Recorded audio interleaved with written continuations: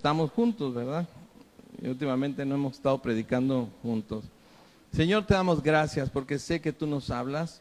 Mensajes, ¿verdad? No sé por qué con ustedes no puedo tener un mensaje seguro.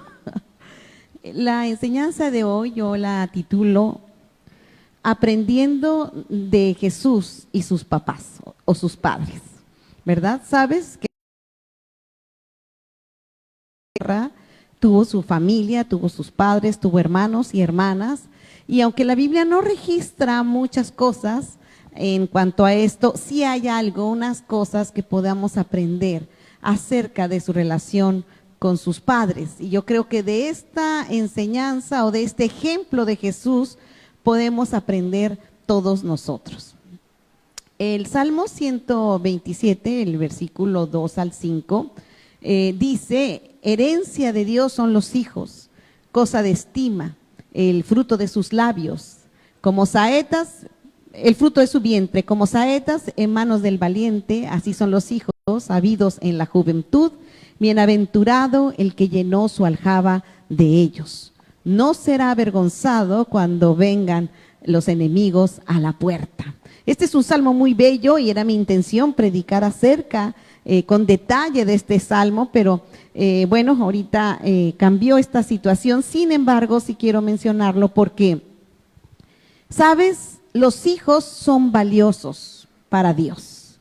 Nadie va a dejar una herencia de algo que no valore, ¿verdad? Las herencias, cuando alguien hace un testamento y pone lo que está dejando, es porque se está tomando el tiempo, porque lo considera valioso, ¿verdad? La Biblia dice que parte de nuestra herencia son nuestros hijos. O sea, es importante.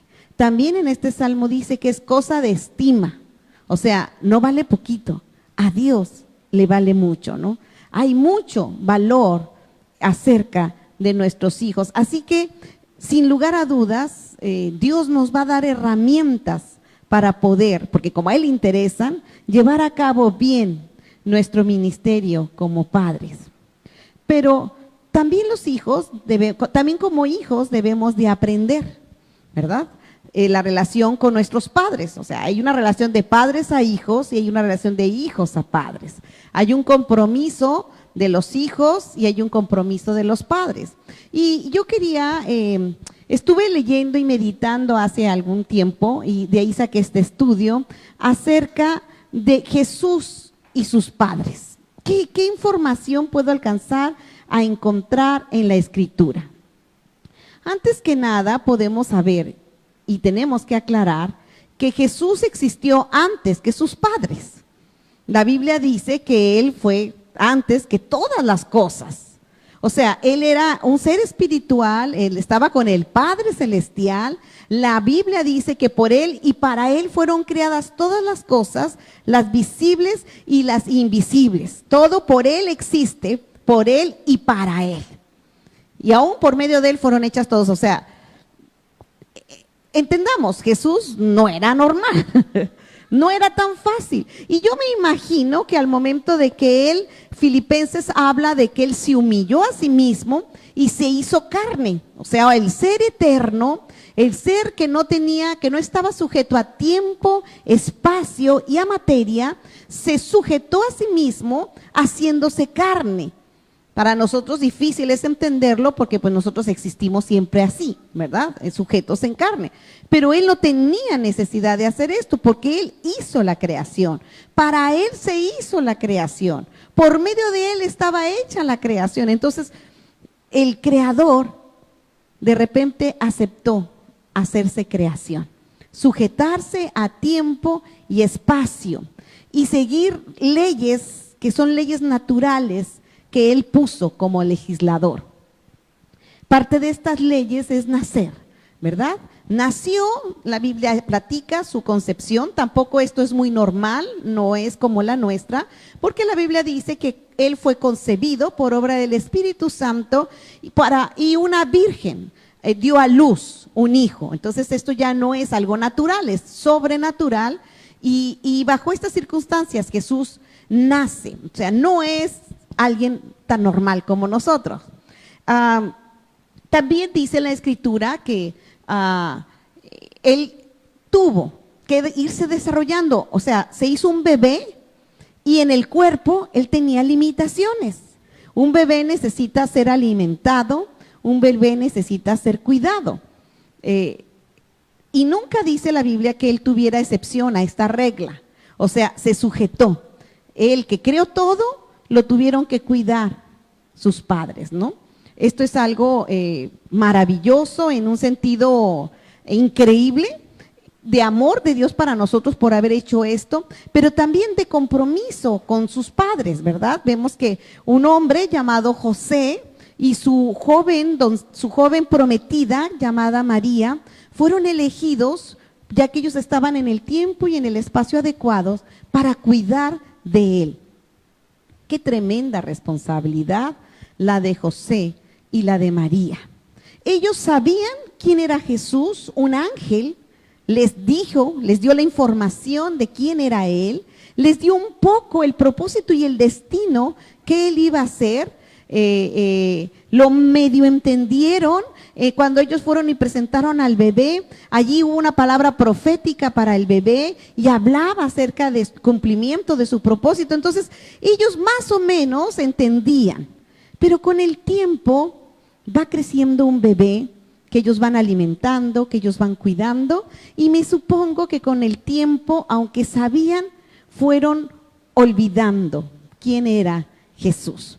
Para ellos, con el tiempo, era su hijo primogénito, para ellos era su buen muchacho, su hijo, el hijo de sus entrañas, el hijo amado, ¿verdad?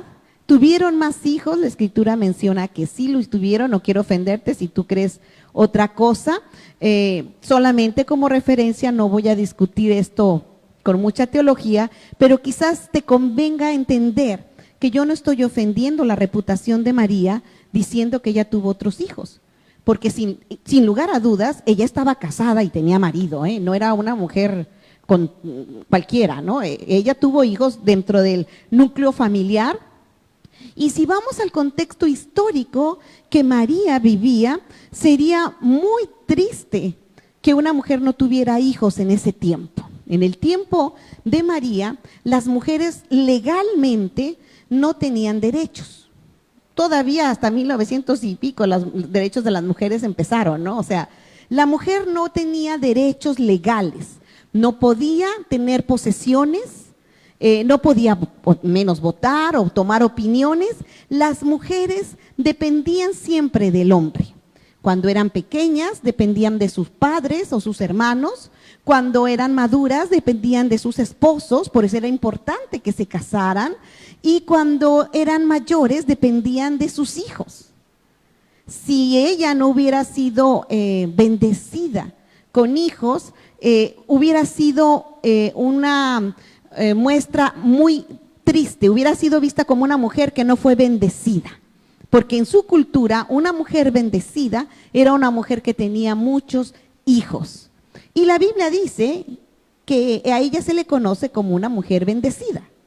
Así que en base a esta información histórica, yo me baso que María tuvo hijos y naturalmente en base a la Biblia lo menciona, aunque en algunas Biblias lo traducen como hermanos por esta discrepancia, ¿no? Ok. Entonces vamos a su niñez, vamos a conocer un poco Jesús en su niñez. Primera de Pedro 2:21 nos da un principio importante. ¿Por qué es importante que tengamos esta información? La Biblia dice: pues para esto fuisteis llamados, porque también Cristo, padeció por nosotros, dejándonos ejemplo para que sigáis sus pisadas. Entonces, lo que yo quiero encontrar en toda esta historia que yo les voy a contar ahorita es el ejemplo de Jesús como hijos, para que tal como Él hizo, nosotros también lo hagamos, ¿sí? La Biblia menciona muy poco acerca de la niñez de Jesús. Sí menciona que Él nació en Belén,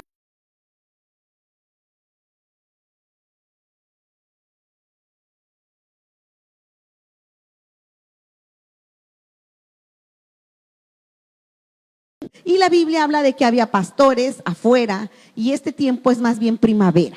Pero independientemente de esa fecha, definitivamente sí nació de una virgen y nació en un pesebre. Después de esto dice que hubo una matanza. Recuerdan, el rey Herodes estaba en contra porque los magos venían a adorarle y él lo supo y bueno, mató a muchos niños. Y para que Jesús no muriera, un ángel les apercibió en sueños a José que se levantara y se fuera a Egipto. Se fue a Egipto y se dice que algún tiempo estuvo Jesús en Egipto y luego regresó a Nazaret. Entonces, eso sabemos de Jesús. La Biblia dice en Hebreos 5:8 también acerca de que Jesús tuvo que ser obediente. Pero mira, ¿cómo puedo irme un poco a la niñez de Jesús? ¿Fue Jesús un niño chiqueado? ¿Fue Jesús un niño tierno? ¿En qué me puedo basar yo para pensar cómo fue Jesús en su niñez? Bueno, viendo cómo fue en adulto. Antes del ministerio de Jesús, a los 30 años, él empezó su ministerio. Antes de esos 30 años, Jesús fue de oficio carpintero. Su padre, como él, había sido carpintero. Así que la lógica me dice, también teniendo el contexto histórico de esa época, es que Jesús aprendió carpintería en la escuela de papá. Él aprendió a ser carpintero como su papá. Ahora, yo no me imagino, o sea, si Jesús estuvo en la carpintería de su papá, todavía a los 12 años su papá estaba, sí sabemos que él murió en el ínter de la adolescencia y la adultez, ya no se ve registro de José, entonces quiere decir que él murió. Entonces, si él murió entre los 13 o 15 años de Jesús a los 30, quiere decir que muy chiquito, y él aprendió carpintería, quiere decir que muy chiquito ya estaba aprendiendo el oficio. ¿Verdad? Antes de los 15 tenía que haber aprendido ya el oficio porque ya no estaba su papá. Esto nos enseña algo definitivamente de José y de María. Padres, los hijos necesitan instrucciones del padre. Los padres son muy importantes en el desarrollo de sus hijos. Los padres, y hablo del varón, ¿verdad? Si no hay padre varón, bueno, quizás un hermano, un abuelo, alguien tiene que darle esa imagen y esa educación a los hijos. El varón, la Biblia dice, especialmente cuando se trata de hombres, el hombre se afila con otro hombre y el hierro con otro hierro. Me imagino Jesús aprendiendo carpintería en la escuela de papá.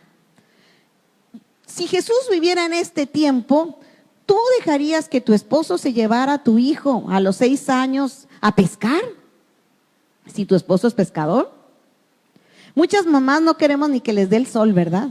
Mis hijos son extremadamente blancos, así que conmigo puedo tener el ejemplo, ¿no? Mi esposo no es carpintero, así que no tuvo esa oportunidad. Los padres deben de estar cerca de sus hijos. El problema de hoy, antes era muy común, porque el hijo heredaba el oficio de su papá generalmente. Si era campesino, si tenía una tierra, los hijos iban y heredaban la tierra, pero antes de heredarla la aprendían a hacer. Si tenía vacas, si tenía chivas, pues ahí andaban ellos desde chiquito ordeñando, desde chiquito limpiando. Era muy natural. Si el padre tenía carpintería, pues iban a la carpintería. No sé, Miguel, ¿a qué edad empezaste tú a entrar a la carpintería? Como a los 10 años. Entonces, sí se puede. Aunque hay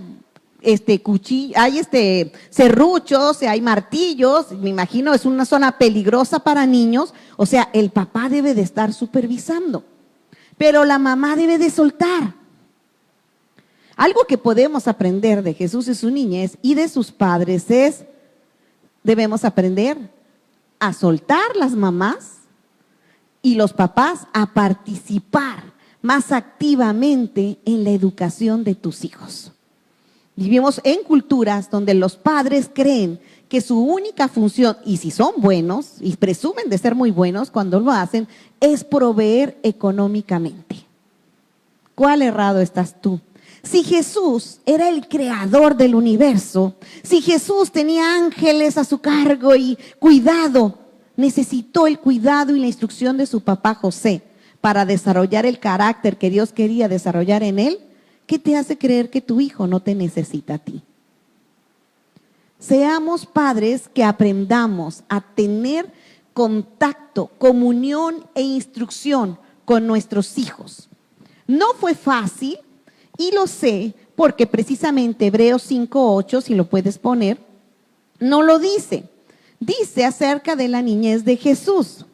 Dice acerca de Jesús que por lo que padeció, aprendió obediencia. Esto está en Hebreos 5:8, si lo estás apuntando, pues apúntalo. Ahora, por lo que padeció. O sea, no la tuvo fácil, jovencitos, niños, no la tuvo fácil. O sea, yo sé que a veces los papás podemos ser a veces enfadositos, ¿verdad? Podemos ser mandones. Pues con Jesús no la tuvo fácil, dice que padeció. No dice que anduvo de niño chiqueado, ni de niño lindo, ni que su mami le llevaba la torta para que comiera ahí en la carpintería. La Biblia dice que Jesús en su niñez padeció. Muchos tenemos la idea equivocada que como padres, nuestra única función es que nuestros hijos sean felices. Pero ¿sabes qué? Si tú piensas que solamente tu función es que sean felices, cuando ellos sean grandes van a ser infelices, porque no les diste carácter, no los preparaste para la vida. A veces van a tener que sufrir, porque ¿qué crees? En la vida a veces se sufre. Y si tú no les ayudas a tener carácter, donde tú estás a su lado y le ayudas, le instruyes y lo animas, ¿crees que la van a hacer cuando tú ya no estés? O peor aún, ¿quieres estar toda la vida resolviéndole sus problemas? Vas a padecer de todo, dice, le dijo Jetro a Moisés, ¿no? No es posible. Tenemos generaciones en nuestra cultura latina, que somos tan protectores como padres, que los padres son viejitos, pintan canas, o no se las pintan. Pero ¿sabes qué? Todavía le están resolviendo la vida a sus hijos de 40, a sus hijos de 50. ¿Sabes? Jesús vivió poco tiempo. Él vivió hasta los 33 años. Él sabía que él tenía un tiempo y un propósito específico. Él no tenía tiempo para perder. Él sabía las escrituras, lo vemos a los 12 años, sobresalientemente recitar las escrituras y dejar, como dirían los chamacos, muy apantallados a todos los sacerdotes que estaban en el templo. Sin embargo, él aprendió a obedecer a sus padres, a no menospreciarlos. La Biblia dice, ¿por qué pudo aprender a obedecer? Por lo que padeció. Hay que tener disciplinas con nuestros hijos. Alguien puso una anécdota que me encantó y yo quería compartirla con ansias con ustedes. Los japoneses son famosos por su pesca. Lo curioso es que Japón, su mar tiene muy pocos peces, pero a ellos les encanta el pescado. Pagan, es un lugar en economía, es uno de los lugares más ricos, donde las cosas cuestan más, la gente gana mucho dinero, pero no hay cosas. No tienen mucha tierra para sembrar campo y en el mar que tienen no hay peces. Así que ellos han tenido que aprender a resolver la adversidad que viven. Como uno de los deleites más grandes que ellos tienen es los peces, ellos se hicieron buenos construyendo barcos y pues yendo a pescar más arriba, más lejos. Hicieron barcos más grandes y empezaron desde mucho tiempo antiguo a navegar a mar más adentro para poder encontrar peces como a ellos les gusta. Pero ellos encontraron un problema. Ustedes saben que al japonés, la comida japonés, muchas veces es pescado crudo, ¿verdad? Es parte de su cultura. Así que ellos saben apreciar el pescado fresco. Yo sé, yo no sé si ustedes todos los de San Felipe lo sepan, pero a mí no me gustaba el pescado antes de yo venir aquí a San Felipe, porque yo el pescado que yo conocía era el congelado. Huele tan fuerte, lo cocinas y apesta toda la casa, el olor es tan penetrante. Ese era mi concepto de pescado. Cuando yo vine a San Felipe y la gente empezó a bendecirme en sus casas trayéndome comida deliciosa, unas albóndigas de sierra que yo no podía creer que eran de pescado, ¿verdad? Deliciosas. Un pescado zarandeado, ya los estoy antojando. Un pescado zarandeado, nos estamos, riquísimo. Entonces, yo descubrí la gran diferencia que hay entre pescado fresco y el pescado congelado. Y si yo, que no soy experta ni me gustaba, pues cuanto más el japonés. Así que el japonés dijo, yo estoy dispuesto a pagar más, pero yo quiero pescado fresco. Y empezaron a pensar, ¿cómo vamos a construir barcos más grandes para poder transportar más rápidamente el pescado? ¿Cómo podemos resolverlo? Entonces hicieron congeladores. Dijeron, bueno, vamos rápido por congeladores y los traemos rápido. Con todo y lo que hicieron, llegaron a su puerto, pero descubrieron que el pescado congelado también no estaba bueno, ¿no? Tenía ese sabor de congelado que ellos no querían tener, ya no apestaba porque pues sin congeladores se les echaba a perder el pescado mucho, ahora no, pero no tenía el sabor que querían.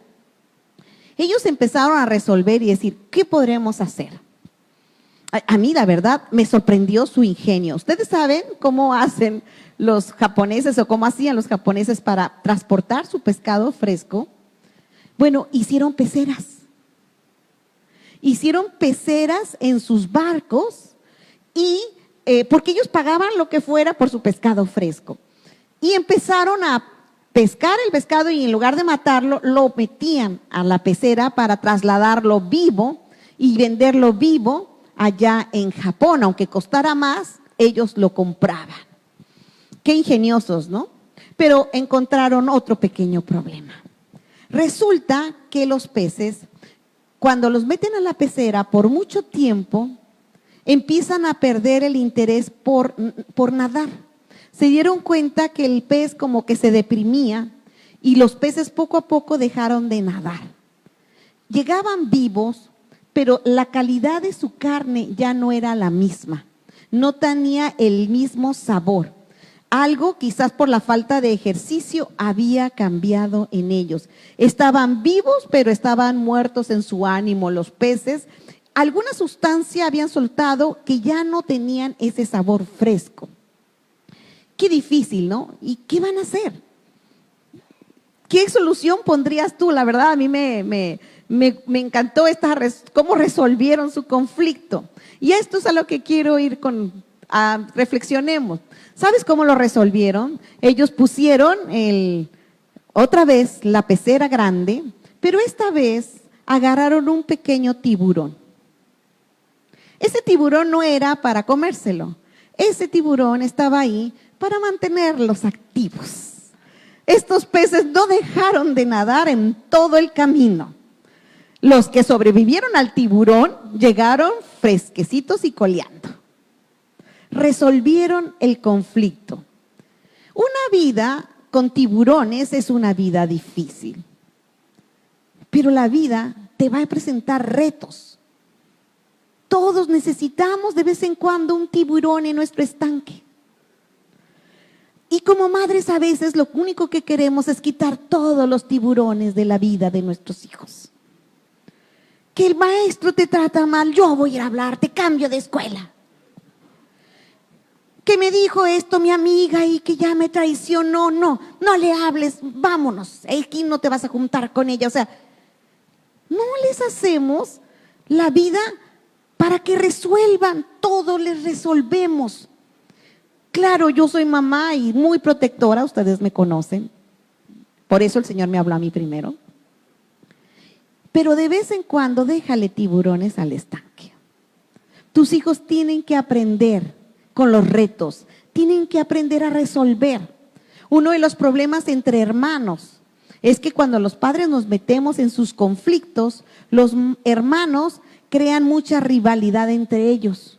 Pero si los dejamos que ellos solitos se se acoplen, ellos van a aprender a cómo estar su medida y todo, y aprenderán a convivir con sus hermanos. Admiro a José y a María, que ellos dejaron que él padeciera, aunque sabían la enorme responsabilidad que tenían. No se sintieron mal los padres para enseñarles la obediencia. Luego Jesús crece y bueno, Jesús va creciendo. Perdón, es que lo tengo aquí en mi computadora del celular.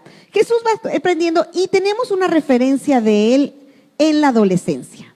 En la adolescencia Jesús es de 12 años y la Biblia dice que había una fiesta donde todos iban a Jerusalén. Era la usanza de los judíos ir a Jerusalén, era un paseo familiar muy bonito, todo el mundo iba. Entonces, bueno, recuerdan que yo les dije que tenía más hijos y más hijas, así que me imagino, siendo Jesús el mayor y ya adolescente, que no estaban tan protectores con él. Venía la familia de José, probablemente la familia de María en el camino, iban así suave, ¿no? Como esos viajes familiares donde van los primos, donde van los tíos, donde vamos todos en bola. Y los primos, pues de la edad, se van juntando por acá y los otros chiquitos, pues vienen aquí, etcétera. La Biblia dice que estaban ellos caminando al camino a Jerusalén y que de repente, cuando ya están de regreso, venían pues felices, platicando toda la experiencia del viaje, todo como les había dicho, les había pasado y todo. Y de repente alguien pregunta, oye, ¿sí Jesús? Y piensa, no, pues da de andar con fulanito, fíjate, por allá anda, y pues van con fulanito y no está. Ay, qué raro, ¿no estará con tus primos? A ver, fíjate por allá, y no está. Y acuérdense que estoy hablando de que son multitudes que viajan caminando en su mayoría. Entonces, bueno, empiezan a preocuparse José y María y lo empiezan a buscar por todos lados, con todos los que andaban por allí. Oye, que se perdió un niño, que si no has visto a Jesús. Sí, el de José, el de María, ¿no lo has visto? No, aquí no ha estado. ¿Y tú? No, la última vez que lo vi estaba allá en el templo, ya de regreso no lo vi. Así pasan 3 días. Yo no sé qué travesuras te acuerdes tú de tus hijos, ¿verdad? Los adolescentes son medio ocurrentes. Los adolescentes están en esa edad donde son niños para chiquearlos, pero son adultos para la independencia. O sea, ya quieren tener y hacer cosas de grandes, pero no aceptan las responsabilidades de grandes, ¿no? Jesús, como buen adolescente, también tuvo su intento de independencia, ¿verdad? Yo no sé tú qué harías si tu hijo se pierde por 3 días, de 12 años. Pues eso hizo Jesús. Digo, para que veas, si vamos a su vida, vamos a descubrir muchas cosas que nos van a enseñar. Jesús se perdió por 3 días y claro, bueno, era Jesús. Lo encontraron en el templo, no se fue allá en España hay un problema entre jóvenes que les llaman el botellón, que se les pierde por 3 días los hijos, adolescentes, pero eso sí, no saben lo que hacen, si se drogan, si se emborrachan, si adolescentes. Se llama el botellón y los adolescentes ni se conocen, pero por mensaje, por cuestiones de internet, avisan. Acá va a estar la onda y se van así en masas, así cientos, miles de jóvenes en manadas, desenfrenados, alocados, y es un problema social ahorita en España.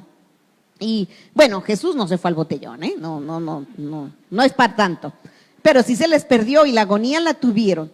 Ellos lo encontraron, la escritura dice, en el templo y le reclaman. Vamos a Lucas capítulo 2, si tienes tu Biblia, ábrelo por favor, Lucas 2, 50 al 51.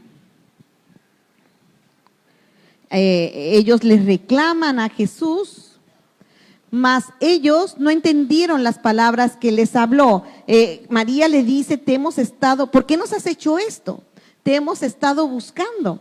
Y Jesús le dijo, ¿para qué me buscaban? Si en la casa de mi padre me es necesario estar. Y comentan, mas ellos no entendieron las palabras que les habló, y descendió con ellos y volvió a Nazaret y estaba sujeto a ellos. y su madre guardaba todas estas cosas en su corazón. Bueno, lo que vamos a ver es, a veces la adolescencia es un proceso para que los hijos crezcan, pero también para que los padres sepamos que nuestros hijos han crecido. Es tan difícil para los padres reconocer que nuestros hijos crecen. Yo recuerdo que una vez en la adolescencia mis hijos, que eran ángeles bajados del cielo, eran tan tranquilos, nunca me habían dado problemas, y de repente veo otros niños con el uniforme de la técnica donde ellos iban, y yo dije, qué raro. Y salí y les pregunté, ¿por qué hay tantos niños de la técnica? No, es que no hubo clases. Y le dije, qué caray, ¿dónde andan mis hijos? Y yo, dijo, ¿y desde qué hora han salido? No, pues que desde las 8, creo que ya se fueron todos y ya eran las 10. Entonces yo, que estaba acostumbrada a que mis niños estaban en el Kinder von Blumen enfrente de mí y cada recreo yo los podía ver por el jardín y ellos se pegaban al cerco y yo en el cerco también. Así hacíamos el ridículo, o sea, ese tipo de relación teníamos. Luego van a la escuela más cerquitas que había, que era la Federal, y yo los llevaba y yo los traía y no se venían caminando, yo iba por ellos. Entonces, siendo una mamá tan así, llegan a la adolescencia y bueno, ellos ya tenían camión para poderse venir, pero ellos no venían en el camión, ya se habían bajado los del camión y ahí no venían mis hijos. Así que yo entré en pánico, inmediatamente le hablo a mi esposo, que en ese tiempo trabajaba en gobierno, y le dije, oye, fíjate que pasó esto, los muchachos no aparecen, ya llegaron todos, yo ya veo muchos, y me dicen, ay Diana, es bien temprano, dales 2 horas, y yo, ¿qué? En 2 horas ya los mataron, los recuartizaron y los repartieron, ¿no? Y pero bueno, mi esposo no tuve mucho eco con él. Así que yo fui y los busqué en el carro, todavía mis hijas se acuerdan de mí gritando, porque decía, si se fueron caminando por aquel rumbo, porque se iban a la casa los busqué en todos, la casa de sus amigos ya estaban ahí, ellos no estaban, grité por los desiertos a ver si estaban por ahí tirados, abandonados, alguien los había secuestrado, tan hermosos que estaban, a lo mejor los robaron. Y pues no estaban. Al final de cuentas sí llegaron efectivamente 2 horas después. Muy frescos, muy felices. Y cuando les reclamé por qué, a dónde andaban o qué pasó, dice, es que teníamos ganas de visitar nuestra escuelita y fuimos a la primaria. Y allá yo ya me había imaginado que ya los habían secuestrado y respartizados y vendidos, etcétera, ¿no? Entonces, ¿sabes? La adolescencia es una etapa donde el niño va a empezar a hacer cosas que tú no puedes creer que las hagan. Nunca había mis hijos a atreverse a salir solos sin sus papás. No eran así. Así que en mi mente no aceptaba el hecho de que estaba esa posibilidad. Mi esposo, que tenía más experiencia porque él fue más vago que yo, él pensó eso, dijo, pues se han dividido de vagos. Pero yo no lo podía creer porque eran mis bebés y mis hijos y mis niños buenos. ¿A cuánto les ha pasado eso? Antes de que me juzguen. A veces los adolescentes hacen cosas que nos recuerdan como adultos que un día van a crecer y se van a ir. Si tú recuerdas el Salmo 127, que es con el que empezamos, dice como saetas en manos del valiente, o sea, como flechas. Las flechas no están hechas para quedarse toda la vida ahí metidas. Las flechas son hechas para lanzarse. Tú tienes que saber que por más posesivo, dominante o protector o protectora que seas, tus hijos van a necesitar su espacio. Yo veo a María aquí aprendiendo eso con dolor, ¿no? Yo la entiendo perfectamente. No dice que en Nazaret, pero yo digo que sí le dio unas cuantas en el camino. Porque la Biblia sí dice, ¿qué hizo Jesús? Madres y padres, tenemos que aprender a ser padres que entendamos que nuestros hijos están pasando otras etapas y que podamos entender con menos pánico cuando ellos crecen. Que no respondamos con tanto pánico cuando vemos ciertas actitudes o ciertas cosas que probablemente no es lo correcto, porque no fue correcto que Jesús se fuera por 3 días sin avisar, definitivamente, pero él estaba empezando a hacer cosas que él sabía que cuando fuera adulto las iba a practicar. Joven, yo sé que a veces tú sientes que te asfixian tus padres. Si te sirve de consuelo, a Jesús también le pasó. Pero yo te hago un consejo, haz lo que Jesús hizo. ¿Sabes qué hizo Jesús? La Biblia dice, obedeció. La Biblia dice que se fue y estuvo sujeto a ellos. Todavía no es tiempo para que tengas total independencia, joven. Discúlpame, pero de vez en cuando tus padres te van a decir, no puedes ir. ¡Ah! Soy lo único que no voy. Soy la única que no puedo. ¿Por qué me tocó nacer en esta familia? No sé si a alguien se lo han dicho, ¿no? Yo creo, yo he oído por ahí esos. No cambian. A lo mejor también nosotros se los dijimos a nuestros padres. Tienes que entender que si estás creciendo, Jesús te entiende, puedes orar e ir a Jesús, pero también tienes que entender que hasta Jesús mismo tuvo que regresar y obedecer a sus padres. Le faltaba cocimiento. Todavía te falta cocimiento, joven. Aprende a estar sujeto a tus padres. Y padres, aprendamos a no asfixiar tanto a nuestros hijos, aprender que también ellos van a empezar a crecer. Esto es un ejercicio de no 3 días, es un ratito y regresas, ¿no? Entonces hay que aprender. Es importante ver a Jesús crecer. Y luego viene Jesús ya en una etapa de adulto. Aquí ya no se ve a su papá, por eso es que se cree que su padre falleció entre su juventud y su adultez. Entonces ya no aparece un registro de José, solamente está María. Y empieza su ministerio, si vamos a Juan capítulo 2, empieza su ministerio, ya les he dicho antes que el ministerio de Jesús se divide en 3 partes, el año de preparación, el año de popularidad y el año de pasión. Este es su primer año, es el año de preparación. En este año él recluta sus discípulos, él está allí reclutando discípulos y él les está empezando a enseñar, a instruir y todo. Y en este tiempo ya con sus discípulos, ya había sido la elección de los discípulos, va a una boda, ¿verdad? La boda estaba en Canaán y es conocida como la famosa boda de Canaán. Y yo quiero que leamos un poquito acerca de la boda de Canaán, porque yo tengo una teoría acerca de esta boda y quiero compartirla contigo. En el Juan 2, verso 2 al 5 dice, y fueron también invitados a la boda Jesús y sus discípulos, y faltaba el vino. Y la madre de Jesús le dijo, no tienen vino. Y Jesús le dijo, ¿qué tienes conmigo, mujer? Aún no ha venido mi hora. Su madre dijo a los que le servían, hace todo lo que él os dijera. Ahora, yo tengo ciertas teorías sobre esto. ¿De quién era la boda?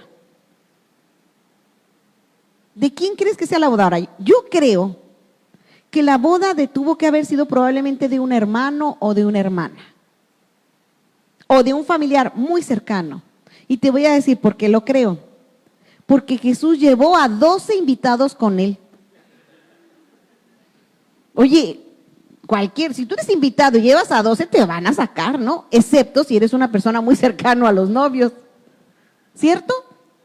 La Biblia dice que él llevaba a sus discípulos. 12. Híjole, qué compromiso. Otra de las cosas por la cual yo creo que era uno de sus hermanos o hermanas es porque el personaje de su mamá es muy activo, parece la organizadora de la boda. Se ve que estaba al pendiente de lo que hacía falta. Y esto es, aquí en China, como se diría, un trabajo muy de la suegra de la mamá. ¿Verdad? La mamá es, la novia pues está ahí toda fascinada con el novio y la mamá es la que anda viendo que todo esté correcto, ¿no? Que todo se esté sirviendo, que todo se esté… Entonces, vemos a María muy preocupada en la boda. Vemos a Jesús, pues muy concha, porque ¿quién lleva 2 invitados, verdad? Ahí, entonces tiene que haber sido algo que era de su familia. Y con razón, sí, en base a esta teoría que yo tengo, María le pide que haga algo con respecto a una necesidad. Falta el vino, ¿verdad? Y siendo la boda de la familia, y siendo Jesús el hijo mayor y no habiendo padre que resolviera el problema, Él era el hijo mayor. Si se estaba casando una de sus hermanas, a él le tocaba resolver ese problema. Entonces María, como su madre, va y le echa la responsabilidad que le tocaba. Y Jesús se queda así como, híjole, yo no vine a eso, como casi le está diciendo, mamá, es que yo ya empecé, ya no soy carpintero, ya empecé mi año, traigo aquí mis discípulos. Mujer, ya no le dice madre, le dice mujer. Pero algo que me encanta de Jesús es que con todo, ¿qué crees? Hizo el agua en vino. Eso es algo que como madre me llena. Saber que Jesús sabía quién era Él, sabía su responsabilidad en el reino, pero amaba a su madre. Y su madre terrenal, Él sabía que Él fue antes de todas las cosas, pero Él había creado una relación con esa mujer que le había cuidado, que había dado ternura, que le había disciplinado. Y me encanta la idea de que Jesús cuida y la complace. Hijos, cuando son adultos, muchas veces tus padres te van a decir imprudencias, ¿verdad? Cuando llegan a cierta edad los hijos y nosotros estamos ya así como de bajada, a veces se dan cuenta que decimos mal algunas palabras, nos empiezan a corregir. Antes nosotros los papás los corregíamos a ellos. Ahora empiezan a darse cuenta que no somos tan perfectos. Ya vamos como de bajada. Pero ¿sabes qué? Seguimos siendo tus padres. Seguimos siendo tus padres. Y si aprendemos de Jesús esto es, Jesús convirtió el agua en vino. Tomó su papel y su responsabilidad y el cuidado de su mamá. Si la fiesta era una fiesta de su familia, Él respondió por su familia. Él estuvo cerca para ver por ellos. Si te es posible, ve por las necesidades de tus padres. Si te es posible, convierte el agua en vino. No seas tan cerrado y tan religioso porque ni Jesús lo fue. ¿Sí? Entonces, a mí me encanta. Este es su año de preparación y de alguna manera los 12 discípulos ven un extraordinario milagro, la conversión del agua en vino, pero también pueden ver un extraordinario amor, el amor de Jesús por la mujer que pudo cuidar de él, y es algo que todos debemos de aprender, amar a nuestros padres. A veces los hijos, especialmente cuando son adolescentes, creen que cuando crezcan va a ser la venganza, no, y ellos nos van a estar corrigiendo a nosotros. Pero no es la función corregir a tus padres. Tus padres tienen la función de instruirte y corregirte, pero no es la función tuya corregirlos a ellos. La función tuya es, si te es posible, es complácelo. A veces somos medio insistentes, a veces somos medio imprudentes, a veces la vamos a regar, pero con todo, complácelo. Si te es posible, hazlo. Tómate ese tiempo si lo puedes hacer. Sí le dijo, no seas imprudente, en otras palabras, ¿verdad? No me ha llegado el tiempo, mamá, no vine a esto, pero al final de cuentas, él lo hizo. Padres, también tengamos respeto por el tiempo de nuestros hijos, ¿verdad? Por el trabajo de nuestros hijos.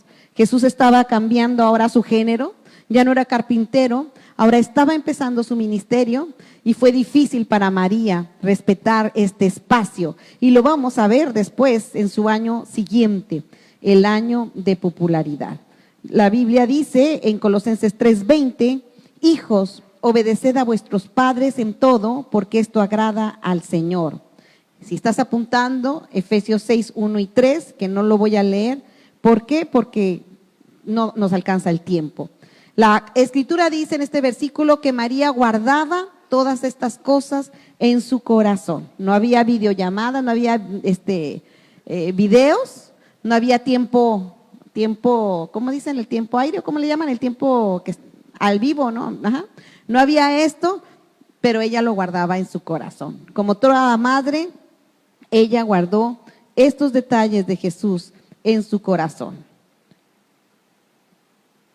Bueno, después viene el año de preparación, el año de popularidad. Jesús ya está teniendo mucho éxito en su ministerio, está haciendo increíbles milagros, ha alimentado 5,000 en un lado, ha alimentado 3,000 en otro lado, hasta muertos han resucitado, es la locura. Pero con su fama vienen los problemas de la gente famosa, ¿verdad? Jesús no tiene tiempo ni sosiego. Está teniendo un serio problema ese año. Está teniendo un serio problema para poder administrar su tiempo porque la gente simplemente no lo deja comer, no lo deja dormir y peor aún para él, no lo dejan orar. Entonces la escritura habla como Jesús iba y se andaba escondiendo de la multitud para tener el tiempo de oración. El sueño y la comida ya no fueron requisitos tan fuertes, pero la oración sí la procuró Jesús. Y procurando la oración, Jesús hizo muchas cosas, ¿no? Como él cuando mandó a los discípulos en la barca, ustedes se acuerdan, fue para destantear a la multitud, porque era tan famoso que lo andaban viendo. Oye, se subieron a la barca, va a ir allá, va a ir a Capernaum, todos vámonos a Capernaum. Pero allá había unos y dicen, no, yo no lo vi que se subió él, se subieron nomás los discípulos, lo andaban cazando. Entonces Jesús los manda a los discípulos de frente para despistar ahora sí a las multitudes y para que se fueran para allá a buscarlo, mientras que él tomaba esa noche para orar. Después del tiempo de oración, Jesús alcanza a los discípulos en el camino. ¿Pero en qué iban los discípulos? En una barca. ¿Y cómo los alcanzó? Pues la Biblia dice que caminando. Fue el tremendo milagro que Jesús caminó en el agua, ¿verdad? Y estaba Jesús caminando en el agua para destantear ya todo, él quería llegar en la barca con sus discípulos porque ya sabía que la multitud lo estaba esperando allí. Entonces quiso destantearlos con esta situación. Y en esta cuestión interesante es, los discípulos van directo a la tormenta porque hay una tormenta en ese ínter y ven a Jesús, se asustan, como cualquiera nos hubiéramos asustado, y dicen, es un fantasma y todo, y se dan cuenta que es Jesús. Jesús les dice, soy yo, no tengan miedo. Y Pedro hace el intrépido movimiento de decir, si eres tú, dime que vaya a ti y para que yo pueda caminar hacia ti. Y Jesús le dice, sí, ven.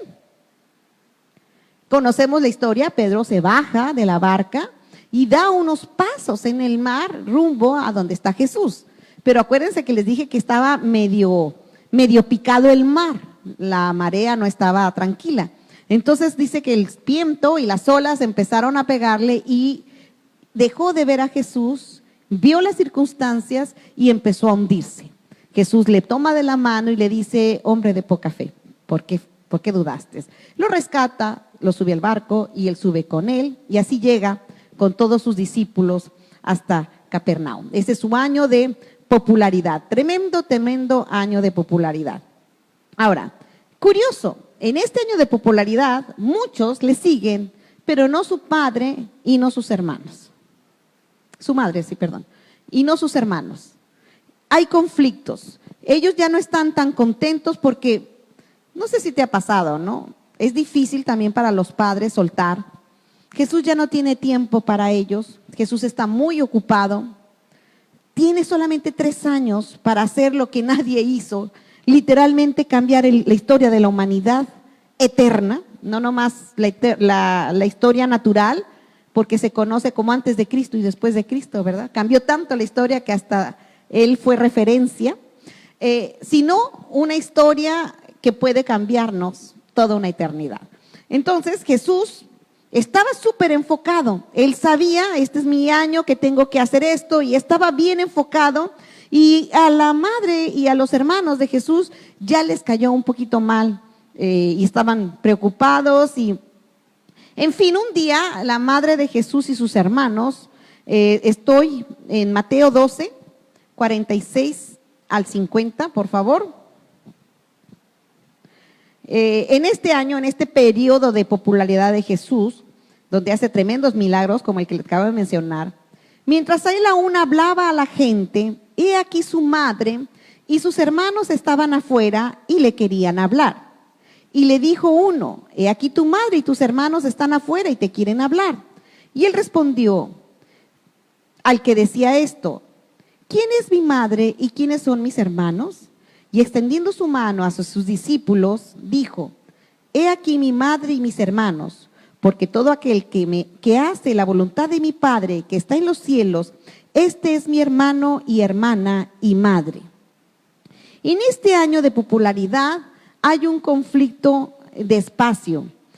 Jesús sabe, le queda un año, sabe que va a morir, él conoce perfectamente lo que viene y él está discipulando a sus discípulos en un buen sentido.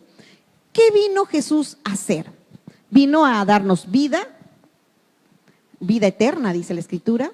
Vino a formar la iglesia y en la iglesia nos vino a hacer familia. Y para él era un mensaje muy importante que él tenía que enseñar a los discípulos. Pero su mamá y sus hermanos no entendían esto. Ellos estaban confundidos, ellos estaban preocupados por el estilo de vida, probablemente celosos en el caso de algunos de sus hermanos. Y esto fue algo que trajo un poco de confusión.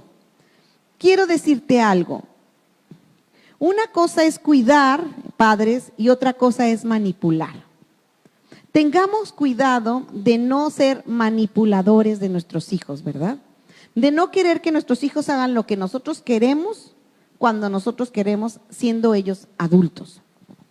Un hijo adulto no puede ser tratado igual que un hijo pequeño. Estaba leyendo en una cuestión de psicología de un síndrome que le llaman madre,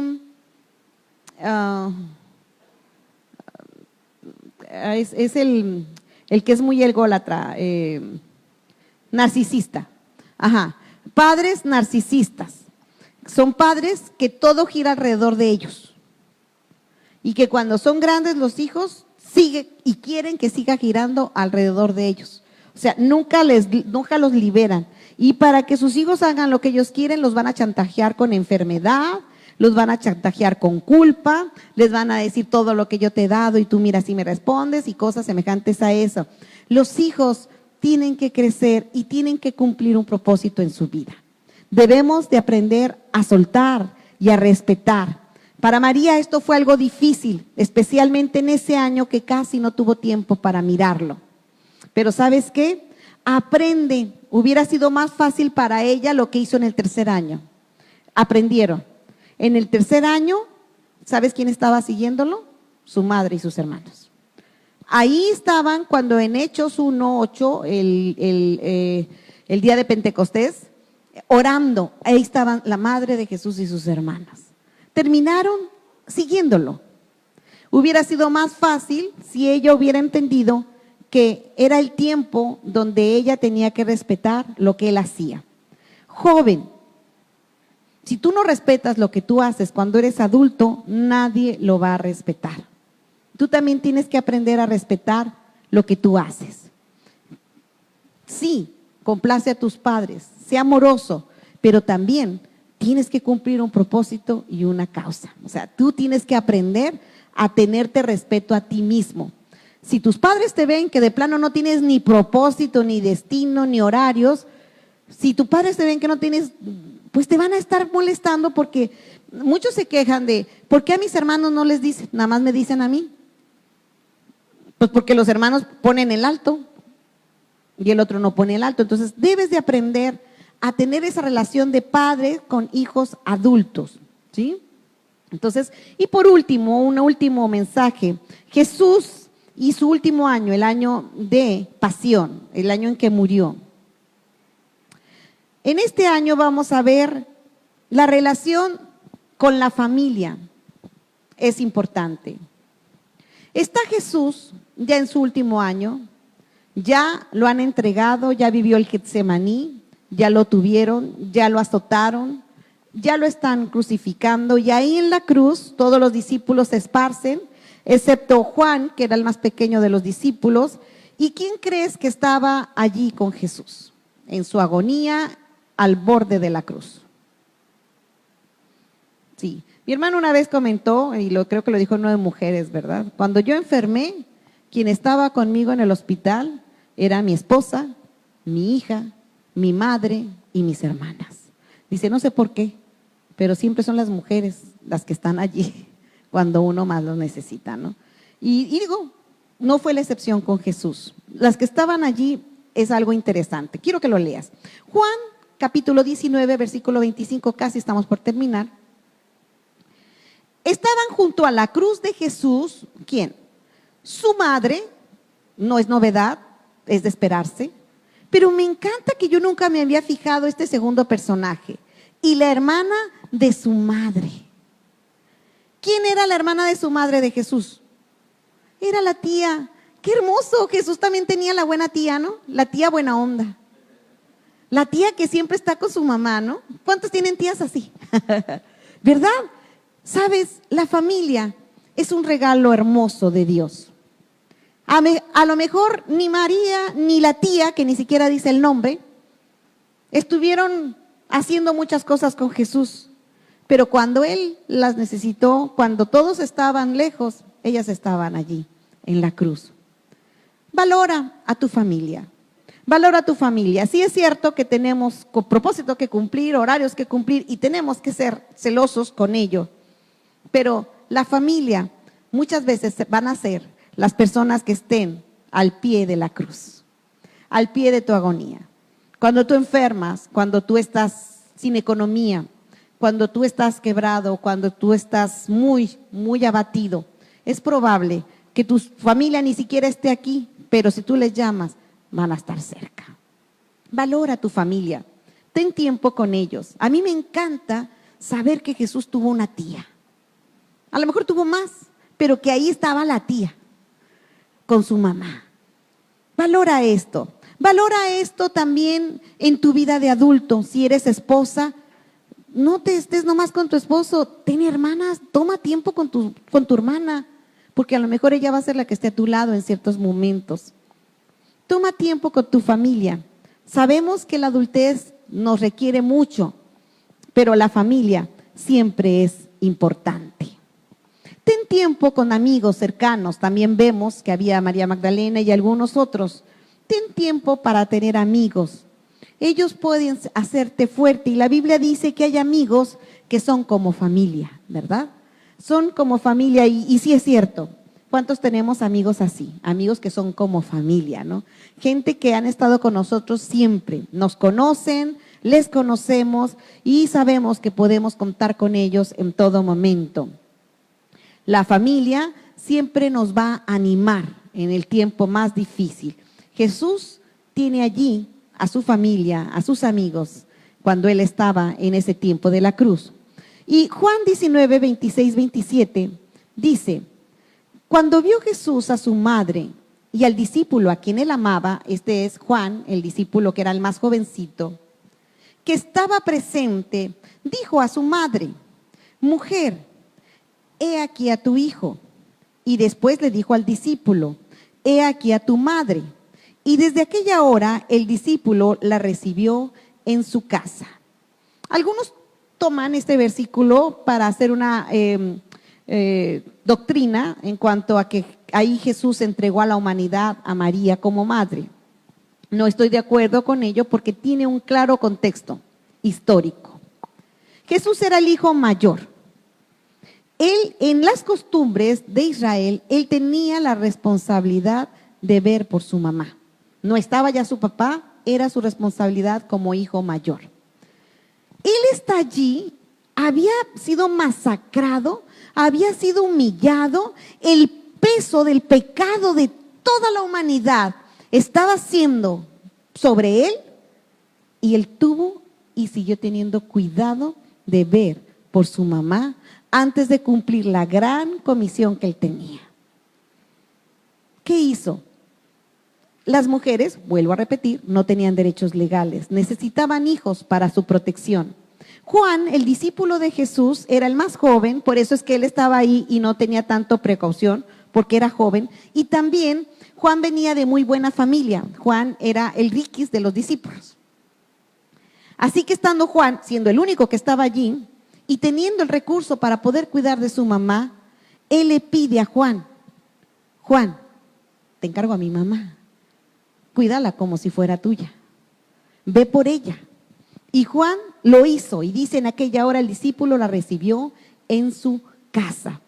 Esto también es hermoso. Hijos, yo sé que a veces te sientes que estás en la cruz.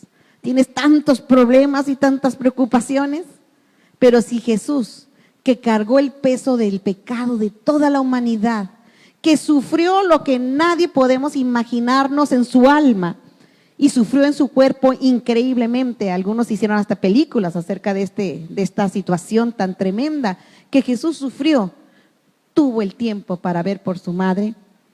¿Por qué no lo podemos hacer nosotros? Aprendamos de Jesús, aprendamos y sigamos sus pisadas. Amén. Que Dios les bendiga.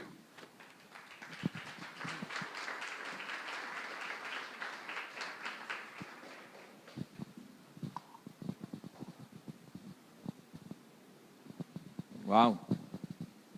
Esa tour que nos dio, ¿verdad?, acerca de la vida de Jesús y sus padres es tan clara y tan hermosa que de veras se queda uno meditando. Oye, sí es cierto, la familia, la paternidad, la maternidad, cómo a veces batallamos, y son cosas que batallamos mucho como seres humanos y como mexicanos, ¿verdad?, como latinos, batallamos mucho en esas áreas. Cómo nos fue llevando, bueno, a mí me encantó, ya me lo había dicho en los caminos de Emaús, no, en los caminos de ida y venida, ya habíamos platicado de eso, pero cómo vamos viendo el progreso de la vida de una persona, desde niño hasta adulto, cómo es su relación, ¿verdad? Cómo a veces nos perdemos o perdemos a nuestros hijos de repente. Bueno, muy hermosa la enseñanza, ¿verdad? Vamos a guardarla en nuestro corazón. Si tú la puedes ver otra vez, está en YouTube, va a estar en YouTube. Conviene darle una repasada y aprender de la sabiduría de Dios que está ahí en la palabra. Amén. Vamos a ponernos de pie, vamos a orar, vamos a darle gracias a Dios por la bendición de recibir este tipo de consejos. Sí, dile al que está enseguida: eres suertudote, suertudota. Sí, tienes una bendición de recibir estas enseñanzas y de ser inspirados, ¿verdad? Sí se puede, sí se puede. Señor, te damos gracias por tu palabra, por la vida de mi esposa, Señor, que tú has traído unos consejos tan prácticos, tan sabios, tan hermosos, Señor, que nos ayudan a ser no solamente mejores personas, mejores en todas las áreas. Todos tenemos de alguna manera, Señor, esta identificación con estas historias, con estos relatos, Señor, y tú quieres que seamos mejores, como hijos, como padres, Señor, como esposos, Señor, como abuelos, como todas las facetas de nuestra vida. Siempre hay un buen tiempo para aprender, y hoy, Señor, hemos aprendido muchas cosas. Ayúdanos a que estas cosas se queden en nuestros corazones, las meditemos en ellas y podamos aplicarlas, Señor. Gracias por la vida de mi esposa, por este tiempo tan maravilloso que recibimos estos consejos. Gracias en el nombre de Jesús. Amén. Dad otro aplauso al Señor.